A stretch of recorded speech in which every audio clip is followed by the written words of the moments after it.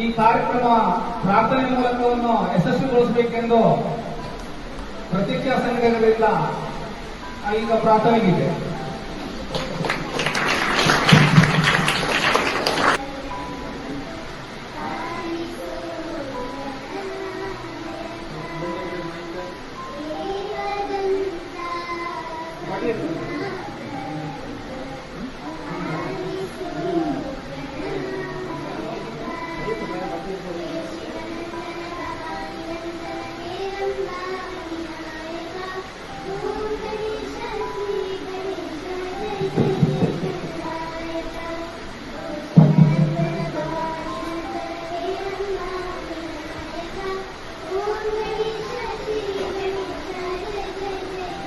ಸುರಕ್ಷಿತವಾಗಿ ಆರೋಗ್ಯಕರವಾಗಿ ಮೂಡಿ ಬರುತ್ತದೆ. ಗಿಡಗಳಿದ್ರೆ ಮಳೆ ಬರ್ತದೆ, ಮಳೆ ಬಂದ್ರೆ ಬೆಳೆ ಬರುತ್ತೆ, ಬೆಳೆ ಇದ್ರೆ ರೈತರ ಒಂದು ಮುಖದಲ್ಲಿ ಮಂದಹಾಸ. ಹಾಗಾಗಿ ಪರಿಸರದಿಂದ ಮನುಷ್ಯನಿಗೆ ಹಲವಾರು ಉಪಯೋಗಗಳಿವೆ. ಆ ಉಪಯೋಗದ ಬಗ್ಗೆ ನಮ್ಮ ಶಂಕರರಾವ್ ಸರ್ ತಿಳಿಸ್ತಾರೆ. ಮತ್ತು ಅದು ಅಲ್ಲದೆ ಒಂದು ಬುದ್ಧಿಶಕ್ತಿ, ಮನುಷ್ಯನ ಒಂದು ಏಕಾಗ್ರತೆಯನ್ನು ಹಿಡಿದುಕೊಂಡು ತನ್ನ ಜ್ಞಾನವನ್ನು ಹೆಚ್ಚಿಸಿಕೊಳ್ಳಬೇಕಂದ್ರೆ ಮನುಷ್ಯ ಯಾವ ಆಯಾಮಗಳನ್ನು ಸಿದ್ಧಪಡಿಸಿಕೊಳ್ಳಬೇಕು ಮತ್ತು ಅದರ ಒಂದು ಕೌಶಲ್ಯ ಅಂತದ್ದು. ವಿದ್ಯಾರ್ಥಿ ಜೀವನದಲ್ಲಿ ಬುದ್ಧಿಶಕ್ತಿ ಅತ್ಯಂತ ಮಹತ್ವ. ಅದು ಇಂಟೆಲಿಜೆಂಟ್ ಪರ್ಸೆಂಟ್ IQ ಅಂತ. ಉದಾಹರಣೆಗೆ ಸ್ವಾಮಿ ವಿವೇಕಾನಂದರ ಬುದ್ಧಿಶಕ್ತಿ ಫೇಸ್ ಬೈ ಫೇಸ್, ನಾವು ಲೈನ್ ಬೈ ಲೈನ್ ಓದಿ ಅರ್ಥ ಮಾಡ್ಕೊಳ್ಳೋದು ಕಷ್ಟ. ಆದರೆ ಸ್ವಾಮಿ ವಿವೇಕಾನಂದರ ಬುದ್ಧಿಶಕ್ತಿ ಎಷ್ಟಿತ್ತು ಅಂದ್ರೆ ಅವರು ಒಂದು ಪುಟವನ್ನು ತಿರುಗಿ ಕಣ್ಣಾಡಿಸಿದ್ರೆ ಸಾಕು, ಅದರಲ್ಲಿರ್ತಕ್ಕಂಥ ಎಲ್ಲಾ ಒಂದು ಜ್ಞಾನವನ್ನು ಅವರು ಪಡೆದುಕೊಳ್ತಿದ್ರು. ಆ ರೀತಿಯಾಗಿ ಬುದ್ಧಿಶಕ್ತಿಯನ್ನು ಹೆಚ್ಚಿಸಿಕೊಳ್ಳಕ್ಕೆ ಎಲ್ಲರಿಗೂ ಸಾಧ್ಯ ಐತಿ. ಅದರ ಮಹತ್ವ ಹೇಗೆ ಹೆಚ್ಚಿಸಿಕೊಳ್ಬೇಕನ್ನೋದು ಈ ಕಾರ್ಯಕ್ರಮದ ಮುಖ್ಯ ಅತಿಥಿಗಳಾಗಿ ಆಗಮಿಸಿರುವ ಶಂಕರ್ ಸರ್ ಅವರು ಹೇಳ್ತಾರೆ.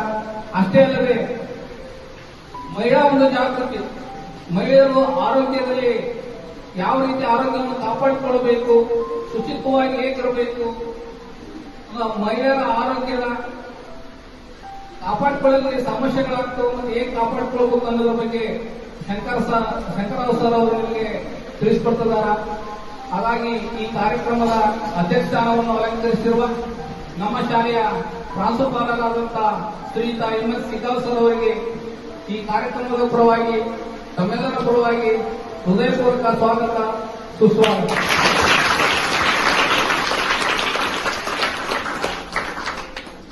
ಅದೇ ರೀತಿಯಾಗಿ ಶಂಕರರಾವ್ ಸರ್ ಅವರು ಸ್ವ ಇಚ್ಛಾಸಕ್ತಿಯಿಂದ ನಮ್ಮ ಶಾಲೆಗೆ ಮೊದಲಿಗೆ ಆಗಮಿಸಿದ್ರು. ಮತ್ತೊಂದ್ಸರಿ ಹಲವಾರು ಒಂದು ಕಾರ್ಯಕ್ರಮಗಳನ್ನು ಮಕ್ಕಳಿಗೆ ಹೇಳಬೇಕು, ತಿಳಿಸಬೇಕು ಅಂತಕ್ಕಂಥ ಅವರು ಈ ವೇದಿಕೆಗೆ ಆಗಮಿಸಿದ್ದಾರೆ. ಅವ್ರಿಗೂ ಸಹಿತ ನನ್ನ ವೈಯಕ್ತಿಕವಾಗಿ ವೇದಿಕೆ ಪರವಾಗಿ ಮತ್ತು ವಿದ್ಯಾರ್ಥಿನಿಯ ಪರವಾಗಿ ಹೃದಯಪೂರ್ವಕ ಸ್ವಾಗತ, ಸುಸ್ವಾಗತ.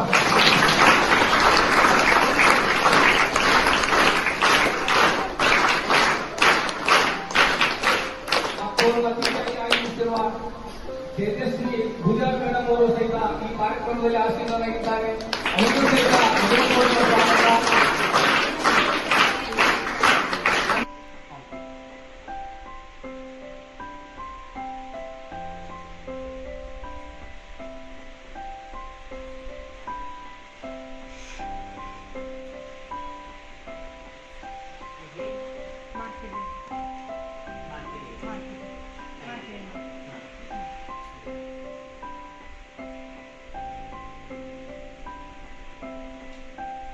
Thank you.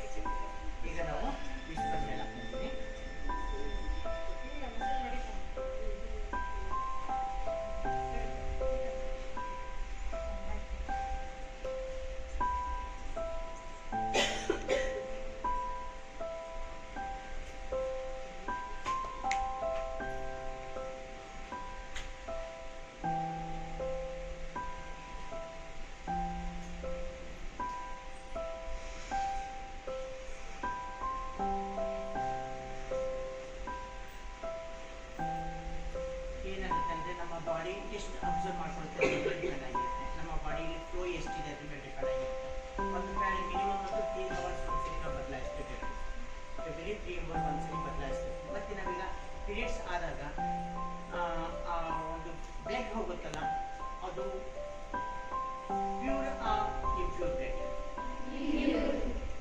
ಯಾರು ಹೇಳಿದ್ದು? ಈಗ ನಿಮ್ಮ ಮನೆಗೆ ಚಿಕ್ಕಮ್ಮ ಬರ್ತಾರೆ, ಚಿಕ್ಕಮ್ಮ ಅಥವಾ ಯಾರೋ ಆಂಟ್ಸ್ ಯಾರೋ ಬರ್ತಾರೆ. ಬಂದಾಗ ಅವರಿಗೆ ಯಾವ ರೀತಿ ನೀವು ಅರೇಂಜ್ ಮಾಡ್ತೀರಾ? ಏನೇನು ಮಾಡ್ತೀರಾ? ಅವರು ಒಂದು 3 days ಸ್ಟೇ ಮಾಡಕ್ ಬಂದಿದ್ದಾರೆ. ಅವ್ರಿಗೆ ಏನೇನು ಮಾಡ್ತೀರಾ?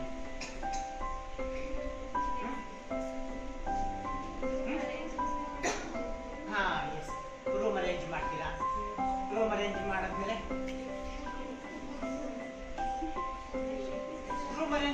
ಆದ್ಮೇಲೆ ಫುಡ್ ಆಯ್ತು, ಓಕೆ. ಅವರಿಗೆ ಉಳ್ಕೊಳಕ್ ಬಂದಿದ್ದಾರೆ ಅಂದ್ಮೇಲೆ ಯಾವ ರೀತಿ ಅರೇಂಜ್ ಮಾಡ್ತೀರಾ ನೀವು? ಫ್ರೆಶ್ ಅಪ್ ಆಗಕ್ಕೆ ಕೇಳ್ತೀರಾ, ಆಮೇಲೆ ಅವರಿಗೆ ರೆಸ್ಟ್ ಮಾಡ್ಬೇಕು ಅಂದ್ರೆ ಅವರಿಗೆ ಕಾಟ್ ಹಾಕ್ತೀರಾ.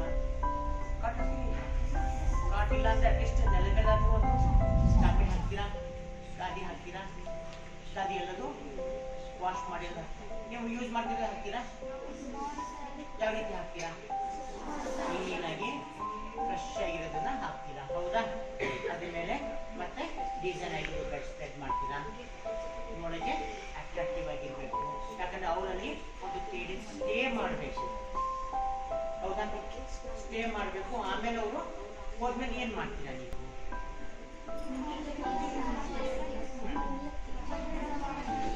ಮತ್ತೆ ಎಲ್ಲಾದ್ರೂ ತೆಗಿತೀರಾ, ಚಾಪೆ ತೆಗಿತೀರಾ, ಕಸ ಹೊಡಿತೀರಾ, ಕ್ಲೀನ್ ಮಾಡ್ತೀರಾ, ರೂಮ್ ಖಾಲಿ ಮಾಡ್ತೀರಾ, ಹೌದಾ? ಮತ್ತೆ ಏನು ಯಾರಾದ್ರೂ ಎಂಟ್ರಿ ಆಗ್ತಾರೆ? ಅಲ್ಲಿ ಎಂಟ್ರಿ ಮಾಡಬೇಡ ಅಂದ್ರೆ ಬಂದ್ರು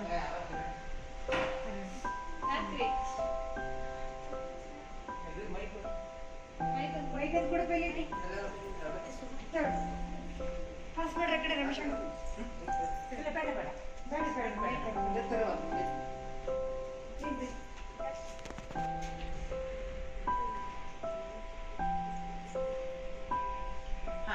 ಏನ್ ಮಾಡ್ತೀರಾ?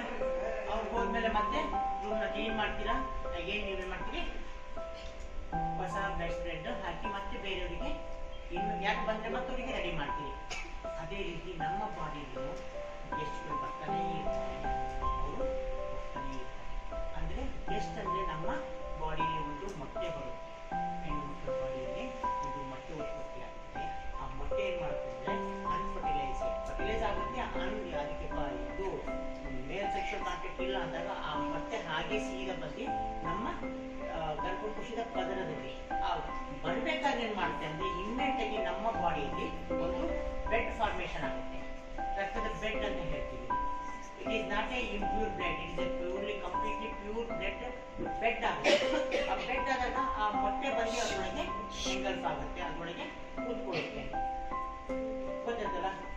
ಕೂತ್ಕೊಂಡಾದ್ಮೇಲೆ ಅದು ಎಲ್ಲಿ ತನಕ 14 days ತನಕ ಅದು ಅಲ್ಲೇ ಇರುತ್ತೆ. ಗೊತ್ತಾಯ್ತಲ್ಲ? 14 days ಆದ್ಮೇಲೆ ನಿಧಾನಕ್ಕೆ ಆ ಪದರ ಕಳ್ಚ್ಕೊಳ್ಳುತ್ತೆ. ಕಳ್ಚ್ಕೊಂಡು ಹೊರಗೆ ಬರೋದಿಕ್ಕೆ ನಾವು ಪೀರಿಯಡ್ಸ್ ಅಂತ ಹೇಳ್ತೀವಿ, ಹುಟ್ಟು ಅಂತ ಹೇಳ್ತೀವಿ. ಇದು ಸೈಕಲ್ ರೆಗ್ಯುಲರ್ ಆಗಿ 28 days ಇರುತ್ತೆ, 28 ಸೈಕಲ್.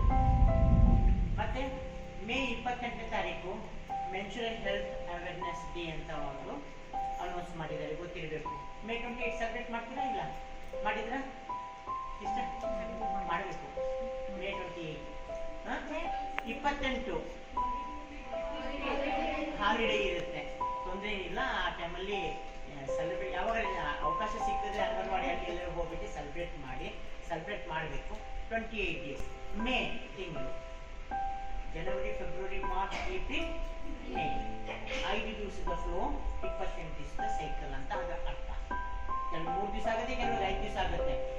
ಫೆಬ್ರವರಿ ಮಾರ್ಚ್ ಇಟ್ಕೊಂಡ್ರೆ ಆಗಲ್ಲ ಅಂತ ಮೇ ಇಟ್ಟಿದ್ದಾರೆ. May 28 natural health awareness day ಅಂತ. ಓಕೆ, ಈಗ ಆಂಟ್ಸ್ ಬಂದ್ರು ಹೋಗ್ಬೇಕಾದ್ರೆ ಏನಾಗುತ್ತೆ? ಪದರ ಕಳ್ಚ್ಕೊಂಡು ಬಿಡುತ್ತೆ, ಅದಕ್ಕೆ ನಾವು ಪೀರಿಯಡ್ಸ್ ಅಂತ ಹೇಳ್ತೀವಿ. ನಿಮ್ಮ ಬಾಡಿಯಲ್ಲಿ ರಕ್ತದ ಪದರ ಕಳ್ಚ್ಕೊಂಡು ಬೀಳೋದಕ್ಕೆ ಪೀರಿಯಡ್ಸ್ ಅಂತ.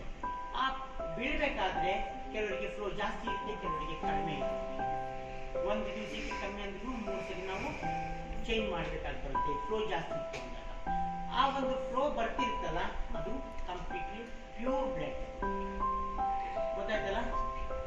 ಎರಡು ಏನು ಕೊಟ್ಟಿದ್ದಾರೆ? ಕೆಟ್ಟ ರಕ್ತ ಹೊರಗೆ ಹೋಗುತ್ತೆ ಬಾಡಿಯಿಂದ. ಕೆಟ್ಟ ಅದು ಪ್ಯೂರ್ ಅದು ಸ್ಮೆಲ್ ಇರುತ್ತಾ ಸ್ಮೆಲ್ ಇರಲ್ವಾ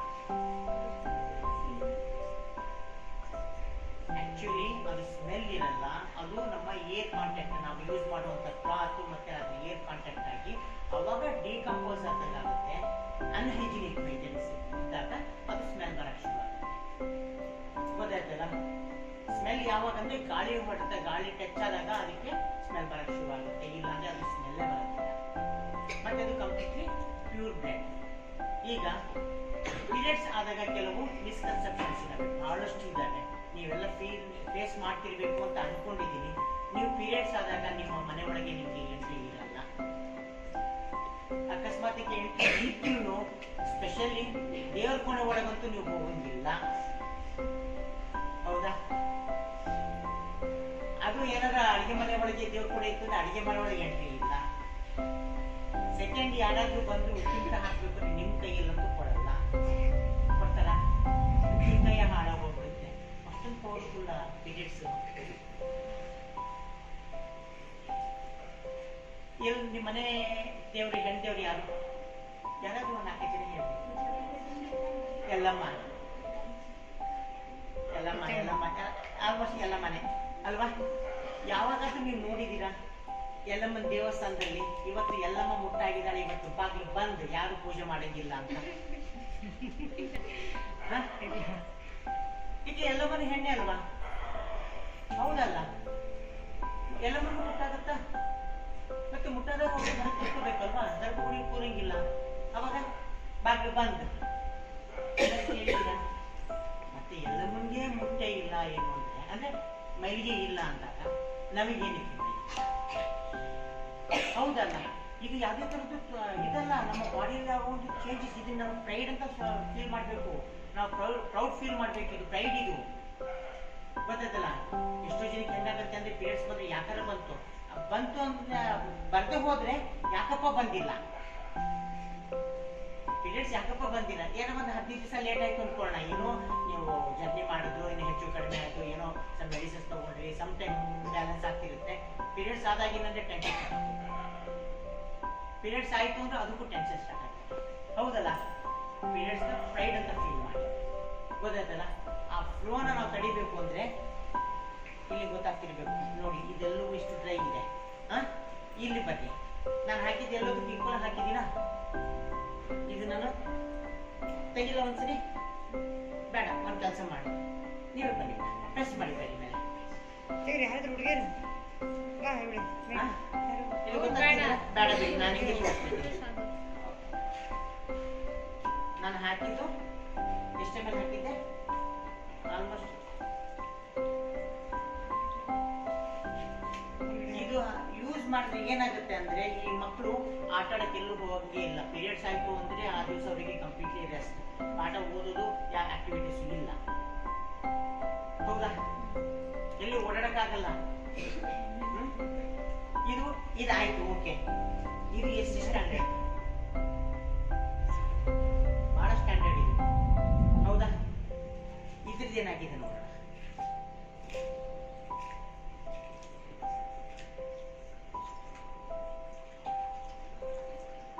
ಇಟ್ಕೊಡೋದೇ ಇಲ್ಲ ಟಿವಿಯಲ್ಲಿ ಆಡ್ ತೋರಿಸ್ತಾರೆ ಆಂಟಿ ಲೀಕಿಂಗ್ ರಾತ್ರಿ ಡೇ ಅಂಡ್ ನೈಟ್ ಪೂರ್ತಿ ಹಾಕ್ಕೊಳ್ರಿ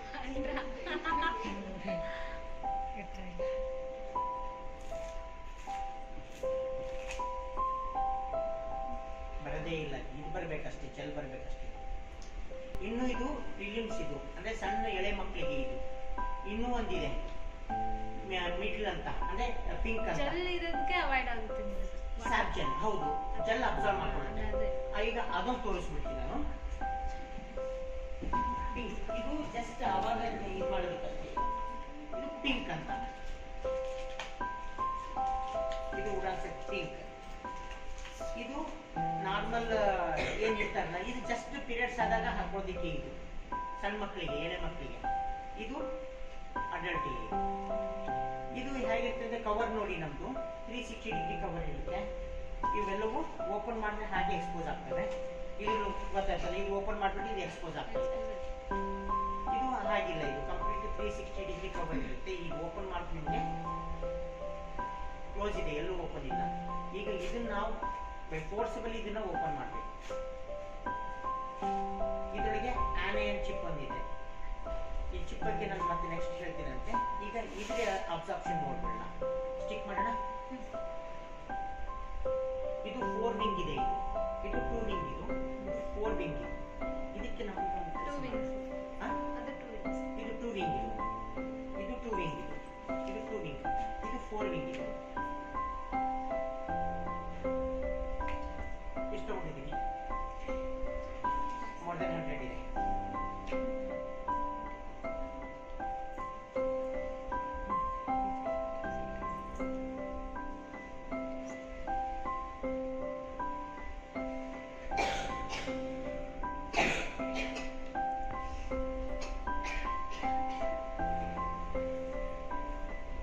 ಇದು ನಮ್ಮ ಪ್ಯಾಡ್ಸ್ 12 hours ಒಂದ್ಸರಿ ಅಂತ ಹೇಳ್ತೀವಿ. ಮತ್ತೆ ಇದು ಬ್ರೀದಬಲ್ ಪ್ಯಾಡ್ಸ್. ಇವು ಬ್ರೀದಿಂಗ್ ಆಗ್ತದೆ. ಅದ್ರದ್ದು ಡೆಮಾನ್ಸ್ಟ್ರೇಷನ್ ತೋರಿಸ್ತೀನಿ, ಹ್ಯಾಕ್ ಬ್ರೀದ್ ಆಗ್ತವೆ ಮತ್ತೆ ಈ ಪ್ಯಾಡ್ಸ್ಗಳಲ್ಲಿ ಏನಿದೆ ಅಂತ ತೋರಿಸ್ತೀನಿ. ಈಗ ಜಸ್ಟ್ ಇದು ಬಯೋಡಿಗ್ರೇಡಬಲ್. ಪುಟ್ಟಿ ಹಾಕಿದ್ದೀನಿ. ಇನ್ನೊಂದು ಈ ನಿಮ್ಮ ಪ್ಯಾಡ್ ಕಂಪ್ಲೀಟ್ ಇದು ಪ್ಲಾಸ್ಟಿಕ್ ಗೊತ್ತಾಗ್ತಿದೆಯಲ್ಲ. ಕಾಂಪಿ ವಿಸ್ಪರ್ ಪ್ಲಾಸ್ಟಿಕ್, ಸಾರಿ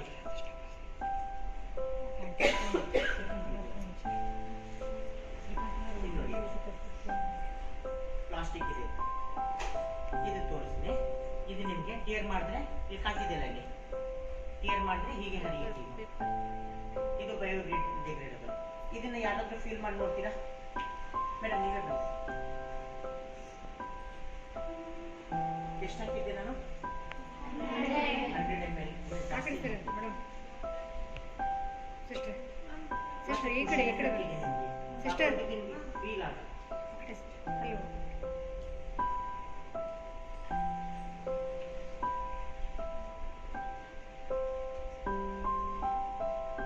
ಹಾಕಿದ್ದೀನಿ. ಇದು ಬೆಳಗ್ಗೆ ನೀವು 6 o'clock ವೇರ್ ಮಾಡಿದ್ರೆ ನೈಟ್ 12 o'clock ಬಿಚ್ಚಿದ್ರು ಇದು ಸೇಫ್ ಇದೆ. ಮತ್ತೆ ಒಂಚೂರು ಲೀಕೇಜ್ ಹೊರಗಡೆ ಕಾಣಿಸಲ್ಲ, ಸ್ಟೇನ್ ಕಾಣಲ್ಲ. ಮಕ್ಕಳು ಹೆಂಗ್ ಬೇಕಂತ ಜಿಗಿಬೋದು, ಓಡಾಡ್ಬೋದು, ಸ್ಪೋರ್ಟ್ಸ್ ಎಲ್ಲ ಆಡ್ಬೋದು. ಕಂಪ್ಲೀಟ್ಲಿ ಡಿಇನ್ಫೆಕ್ಟೆಡ್ ಇದೆ. ಮತ್ತೆ ಇದು ಬಯೋಡಿಗ್ರೇಡಬಲ್. ಇದು ಮತ್ತೆ ಇದು ಇದಿದೆ ಇಲ್ಲಿ ನೋಡಿ, ಇಲ್ಲಿ ಕ್ಲಿಯರ್ ಮಾಡ್ತೀನಿ ನಾನು. ಪೇಪರ್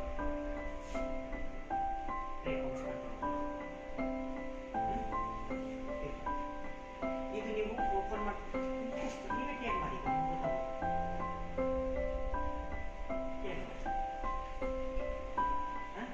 ಟೈಪರ್ಸ್ ಕಾಣ್ತವೆ, ಸಣ್ಣ ಸಣ್ಣ ಎಳೆಗಳು ಕಾಣ್ತವೆ. ಇಷ್ಟು ಸಣ್ಣದಾಗಿ ಮಾಡ್ಬೋದು, ಆದರೆ ಇವು ಮಾಡೋಕ್ಕಾಗಲ್ಲ. ಇವು ಮಾಡಿ ನೋಡಿ.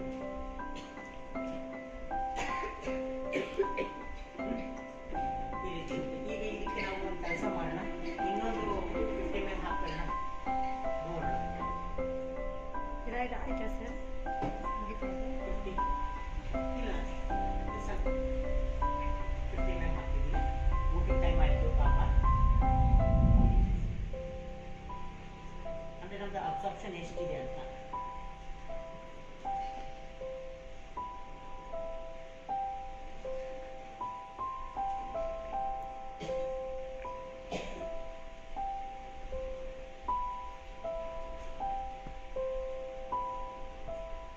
ನಾವು ಎಷ್ಟು ಹಾಕ್ತೀವಿ ಅಷ್ಟು ಇದು ಅಬ್ಸರ್ವ್ ಆಗಿ ಇನ್ನೂ ದಪ್ಪ ಆಗುತ್ತೆ, ಕುಷನ್ ಎಫೆಕ್ಟ್ ಕೊಡುತ್ತೆ.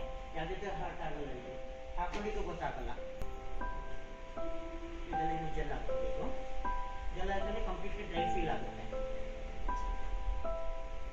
ಮತ್ತೆ ಇನ್ನೊಂದು periods before, periods after white discharge ಆಗ್ತಿರುತ್ತೆ. ಅದು ಎಷ್ಟು ದಿನಕ್ಕೆ ಬಹಳಷ್ಟು ಪ್ರಾಬ್ಲಮ್ ಕೊಡ್ತಾ ಇರುತ್ತೆ. ಅವ್ರು ಏನೇನು ಅನ್ಕೊಳ್ತಿರ್ತಾರೆ, ಪೀರಿಯಡ್ಸ್ ವೈಟ್ ಹೋಗ್ತಿರ್ತಾರೆ. ವೈಟ್ ಎಷ್ಟು ದಿನಕ್ಕೆ ಹೋಗುತ್ತೆ? ವೈಟ್ ಡಿಸ್ಚಾರ್ಜ್ ಎಷ್ಟು ದಿನಕ್ಕೆ ಆಗುತ್ತೆ? ಎಸ್, ಅದು ಯಾವುದೇ ರೀತಿ ಪ್ರಾಬ್ಲಮ್ ಅಲ್ಲ. ಅದು ನಮ್ಮ ಒಳಗಿನ ಒಂದು ಮೆಂಬ್ರೇನ್ ಇದೆಯಲ್ಲ, ಅದು ಕಳಿಸ್ಕೊಂಡು ಬರ್ಬೇಕಾದ್ರೆ ಅದ್ರ ಜೊತೆಯಲ್ಲಿ ವೈಟ್ ಬರ್ತಾ ಇರುತ್ತೆ. ಗೊತ್ತಾಗಲ್ಲ, ಏನೋ ಸರ್ವಿಕ್ಸ್ ಇನ್ಫೆಕ್ಷನ್ ಆಯಿತು, ಏನೋ ಬೇರೆ ಅದರ್ ಇನ್ಫೆಕ್ಷನ್ ಆಯಿತು ಅಂದಾಗ ಆವಾಗ ನೀವು ಸಿವಿಯರ್ ಆದಾಗ ಇಚ್ಚಿಂಗ್ ಬಂತು ಅಂದರೆ ನಿಮ್ಮ ಡಾಕ್ಟರ್ನ ಕನ್ಸಲ್ಟ್ ಮಾಡಬೇಕು. ಇಲ್ಲ ನಿಮ್ಮ ಸಿಸ್ಟರ್ಸ್ ಅವ್ರಿಗೆ ಕೇಳಿದ್ರೆ ಅವರು ಒಂದ್ಸರಿ ಪ್ರೆಸೆಂಟ್ ಇನ್ಫಾರ್ಮೇಷನ್ ಮಾಡ್ತಾರೆ. ಸ್ವ್ಯಾಬ್ ಟೆಸ್ಟ್ಗಳು ಬಟ್ ಇಲ್ಲ ಅವರ ಹಾಸ್ಪಿಟಲಿ ಸ್ವ್ಯಾಬ್ ತೊಗೊಂಡೋಗಿ ಟೆಸ್ಟ್ ಮಾಡಿ ವೆದರ್ ಸಿಫಿಲಿಸ್ ಏನಿದೆ, ಯುಕೋರಿ ಏನಿದೆ ಅದು ನೋಡ್ಕೊಂಡು ಟ್ರೀಟ್ಮೆಂಟು ಕೊಡ್ತಾರೆ. ಅದಕ್ಕೊಂದು ಕಿಟ್ ಬರುತ್ತೆ, ಎಲ್ಲೋ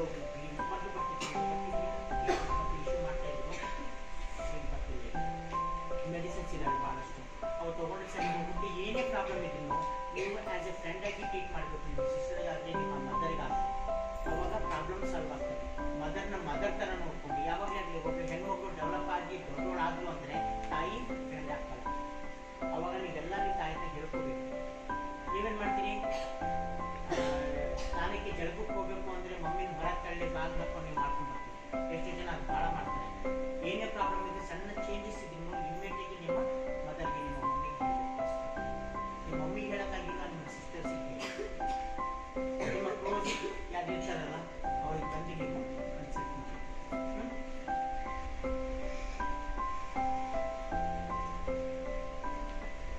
ಇನ್ನೂ ಅಬ್ಸರ್ವ್ ಆಗುತ್ತೆ. ಇದರೊಳಗೆ ಜಲ್ದಿದೆ ಕಂಪ್ಲೀಟ್ಲಿ ಜಲ್ಕೊಂಡು ನೀರು ಬಿದ್ದಿರೋ ನೀರು ಇದನ್ನ ನೀರು ನೀರು ಬರಲ್ಲ. ಇದರೊಳಗೆ